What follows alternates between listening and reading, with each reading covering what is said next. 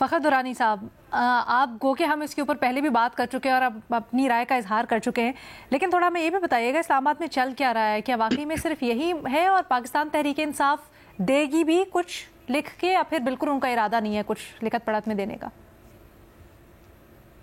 लीना, देखिए, पहली बात तो ये है कि अगर पीटीआई ने लिख कर देना होता तो वो पहले ही जब जो मुलाकात हुई थी तो उसके बाद ये तय हुआ था नेक्स्ट मीटिंग में पीटीआई लिख के अपने तमाम तर मुतालबात लाएगी, वो लिख के ले आती। ये चाहे 10 मुलाकातें भी हो जाएं, क्योंकि पीटीआई की जो डिमांड है वो अगर लिख कर देंगे तो उसके बाद पीटीआई खुद फंस जाएगी। और यही वजह है कि मैं आपको जो पिछले प्रोग्राम्स भी थे उसमें भी यही बताया था। देखें, ये जो मुज़ाकरात हो रहे हैं ये दरअसल मुज़ाकरात किसके लिए हो रहे हैं? ये इमरान खान की रिहाई के लिए हो रहे हैं। अदरवाइज़ पीटीआई को अपने वर्कर्स के हवाले से, वर्कर्स तो पहले भी गिरफ्तार होते रहे, तो ये पहले जो है वो अपने वर्कर्स के लिए मुज़ाकरात कर सकते थे, नहीं किए गए।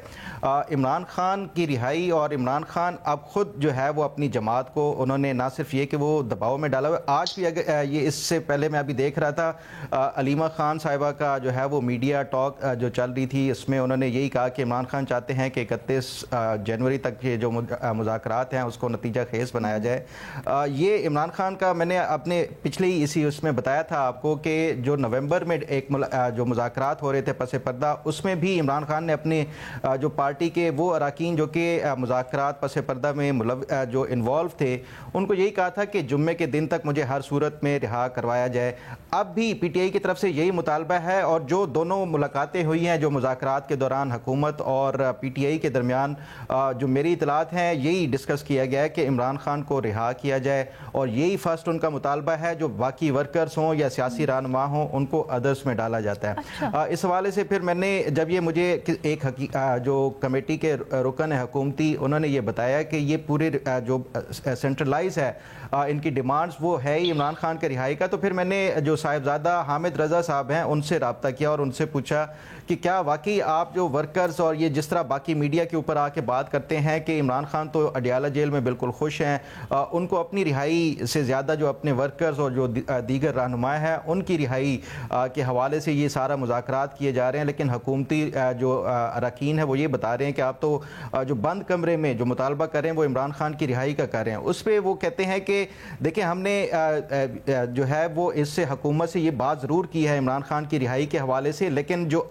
दरअसल हम ये जो हुकूमत के साथ डिस्कशन हुई है उनसे ये कहा है कि आप जो नेगेटिव प्रोसिक्यूशन है वो उसको तर्क कर दें, उसके बाद इमरान खान ऑटोमेटिकली खुद ही रिहा हो जाएंगे। तो हम ये नहीं चाह रहे कि हुकूमत एग्जेक्टिव ऑर्डर के ज़रिए इमरान खान को रिहा करे, बस इतना कर दे कि वो एक जो ये प्रोसिक्यूशन के ज़रिए, उसकी उन्होंने एक एग्जाम्पल दी कि लास्ट मंथ जो इमरान खान की ज़मानत हुई उसके बाद जो हुकूमत है उनकी तरफ से एक और केस में इनको जुडिशल करके वो इमरान खान को अडियाला जेल में ही रहने दिया गया है। तो ये इस तरह की जो टैक्टिक्स हैं, हुकूमत ये ख़त्म कर दे, इमरान खान की रिहाई वैसे हो जाएगी। तो हम इस सेंस में इमरान खान की रिहाई का मुतालबा कर रहे हैं। सवाल ये है कि क्या ये पीटीआई अब लिख के देगी हुकूमत को या नहीं देगी?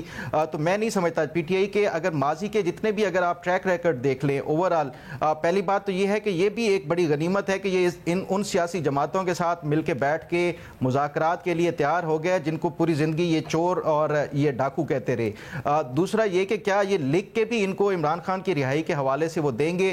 तो कभी भी ये पीटीआई ये जो है वो नहीं करेगी, क्योंकि उसकी वजह ये है कि माजी में ये खुद इन्हीं जमातों को जो है वो ताना देते रहे। जब इनके साथ मिलकर मुज़ाकरात किए गए थे पीडीएम की जमातों के, तो असम्बली के अंदर लहरा के इन्होंने वो कहा था कि ये देखें, ये तो आप लोग हमारे पास रिटर्न है कि आप एनआरओ मांग रहे हैं, तो ये किसी सूरत भी पीटीआई नहीं करेगी, रिटर्न में ये लिख के इनको देगी, क्योंकि उनका मुतालबा ही यही है कि इमरान खान को रिहा करो, और ये रिटर्न में लिख के कभी नहीं देंगे। ठीक है सुहेल वड़ाइद साहब, अब इंफॉर्मेशन भी आई, क्या आप ये समझते हैं कि लिख कर देना वाकई में पीटीआई के लिए नुकसानदेह या सियासी तौर पर नुकसानदेह होगा? देखिए, असल गेम क्या है? गेम ये है कि मुज़ाकरात को तब कामयाब होना है, एक देखिए क्वैसी लीगल समझ लें, मुज़ाकरात में बैठने का मतलब है कि पीटीआई ने मौजूदा निज़ाम को आधा तस्लीम कर लिया है कानूनी तौर पर। जब आप शुरू में क्यों ये नहीं बैठते थे, ये इनकी इसके पीछे यही मफरूज़ा था ना कि हम इनको मानते ही नहीं, ये कानूनी नहीं है, ये मुंतखब ही नहीं है। तो इसलिए ये सारे सिस्टम को ही नहीं मानते थे। जिस दिन ये डायलॉग में बैठ गए हैं, इन्होंने मौजूदा पार्लियामेंट को भी तस्लीम कर लिया, इन्होंने इस जो मौजूदा सिस्टम चल रहा है इसको भी तस्लीम कर लिया, स्पीकर को भी तस्लीम कर लिया, जो हुकूमत के नुमाइंदे थे उनको भी तस्लीम कर लिया। तो इससे आगे आगे तो सरेंडर है।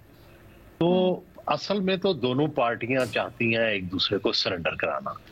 फर्ज करें इमरान खान के जो मुतालबात हैं, आज भी ये जो दोनों मुतालबात हैं, इनका क्या मतलब है जरा समझ लें इनको।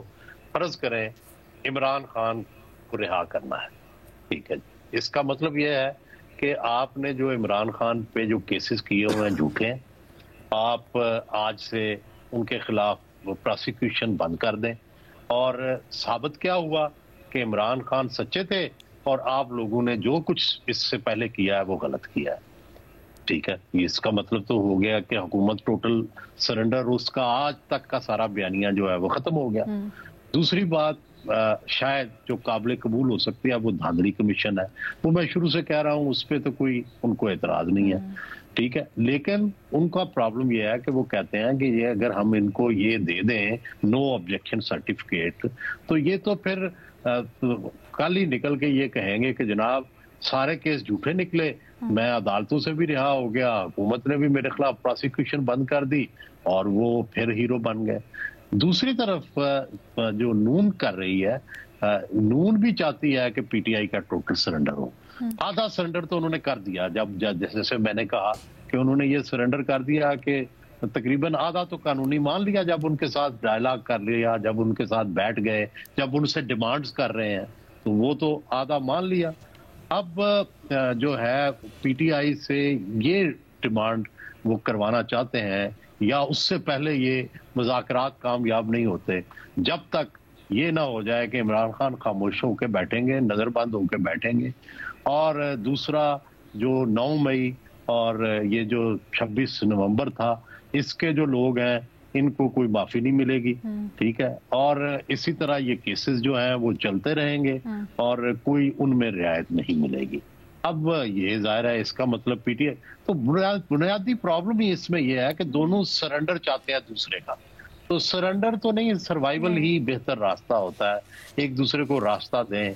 लेकिन हुकूमत पहले ही स्पेस बेचारी के पास बड़ी कम है, तो जो हमारा हाइब्रिड निज़ाम है उसमें कितनी की स्पेस है, वो अपनी स्पेस उन्होंने काट के अगर पीटीआई को दे दी तो वो लाठियां भी गिर गई और उसके बाद तो ये हुकूमत अपाहज हो जाएगी और फिर हुकूमत के बस दिन गिन लीजिएगा कि वो कितने दिन रहेगी। सर हमने तो ये भी सुना था कि शायद नवाज शरीफ साहब समझते हैं ये बात कि आगे अगर बढ़ना है सब ने मिलकर तो फिर मुज़ाकरात ही हैं, तो कहीं ना कहीं वो तो हमें ये बताता है कि शायद मुस्लिम लीग नून अपना पीस या अपना शेयर काट के देने को तैयार है पीटीआई को, या ऐसा नहीं है? मेरा नहीं ख्याल, मैं नहीं आपसे इत्तेफाक करता। ठीक है, ठीक है जी। सर वैसे ये मेरी राय नहीं थी। गुज़श्ता हफ्ते के दौरान आसिफ बशीर चौधरी साहब हमारे पास थे और उन्होंने नवाज शरीफ साहब से मुतालिक, बल्कि बड़े बाखबर रिपोर्टर है हमारे, उन्होंने तज्जिया करते हुए कहा कि शायद नवाज शरीफ साहब की आशीर्वाद भी ये जो सारा का सारा प्रोसेस है इसको है और वो चाहते हैं आगे चले। बहरहाल जी अब देखते हैं आने वाले दिनों में क्या हो। जी मैं देखें आसिफ बशीर साहब की बिल्कुल राय साहिब होगी, साहिब है। मैं तो एक मामूली आदमी हूँ, मुझे नहीं इतनी बातों का पता होता, लेकिन ये जिस दिन से आर्मी चीफ ने उन लोगों को माफ किया है 9 मई के, तो पंजाब गवर्नमेंट का जो रिएक्शन आ रहा है, क्या वो सुलह पसंद आना है या उसके मुखालिफ है। तो इससे आप अंदाजा लगा लें कि वो बाद में अगर गुडविल के लिए रिहाई की गई थी तो वो तो कह रहे हैं कि ये गलत हुआ है, क्यों आप इन्हें रिहा कर रहे हैं। तो इससे तो फिर आपका जो नोशन है वो ठीक साबित नहीं होता। ठीक है जी।